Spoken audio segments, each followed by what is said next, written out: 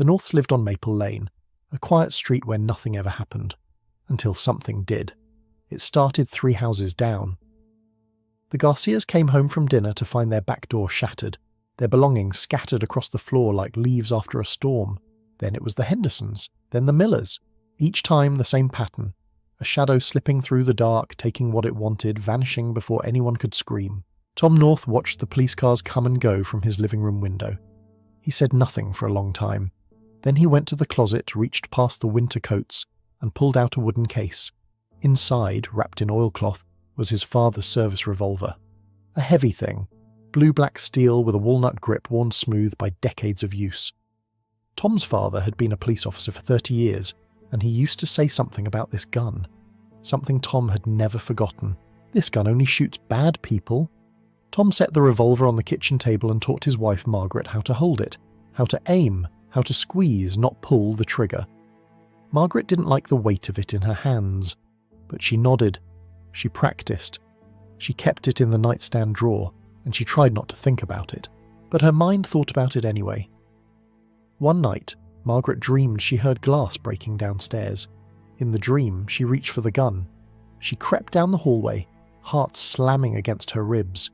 A figure stood in the living room, a silhouette against the window. She raised the revolver. She squeezed the trigger. Click. Nothing. She squeezed again. Click, click, click. The figure turned toward her, and she woke up gasping, sheets soaked with sweat. A week later, Tom kissed her goodbye at the front door. A business trip.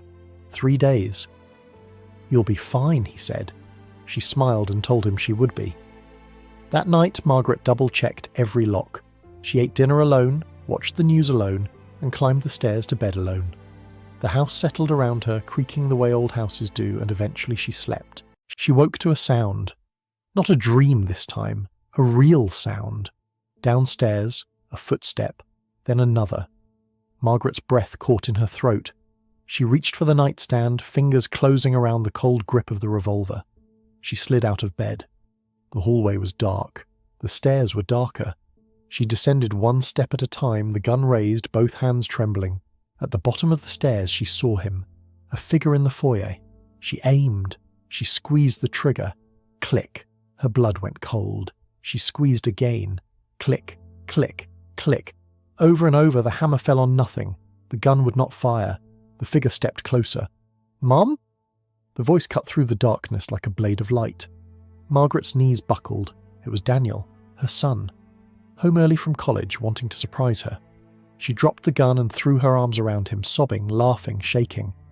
"I almost," she started, but she couldn't finish the sentence.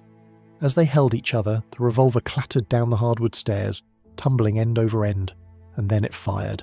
3 shots rang out, impossibly loud in the quiet house. The bullets ricocheted off the stairs, the banister, the tile floor. Margaret and Daniel froze. Then they heard a sound from the kitchen. A grunt, a heavy thud. They found him by the back door, a man in dark clothes, a crowbar in his gloved hand, and a bullet wound in his chest. The burglar who had terrorized Maple Lane would never rob another home. The police called it a freak accident, a 1 in a million ricochet. But Margaret sat in the kitchen long after they left, staring at the old revolver on the table. She thought about what Tom's father used to say, "This gun only shoots bad people." And she wondered, for the first time, if the old man hadn't been boasting at all. Maybe he'd been warning them,